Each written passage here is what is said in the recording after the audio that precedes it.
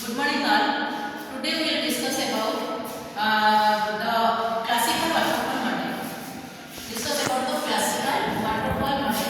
Here we discuss about the classical waterfall model, which is the first concept of the HDLC model, Supply Development Life Cycle. It is the first concept of classical waterfall model.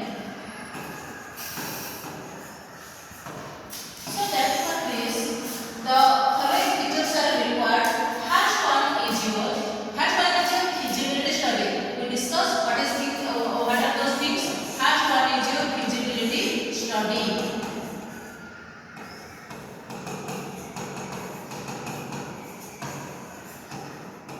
Okay. Clear? First one is your feasibility study. After that,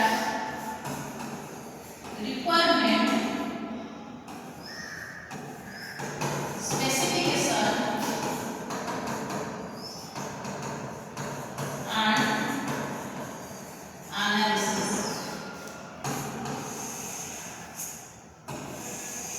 Okay. Requirement, specification and analysis. Just we write here. Requirement, specification and analysis. Clear? Because if you will take it as waterfall, just like waterfall, and it will take very much more space, so that I write your this thing. After this, feasibility, requirement, specification, analysis. Then the design. Then next part is your design.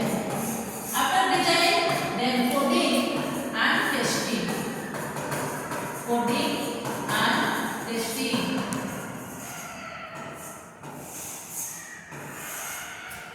Here, feasibility study, requirement, specification, analysis, then design, then coding and testing, then implementation or deployment. Whatever you can write, implementation. The last one is your maintenance.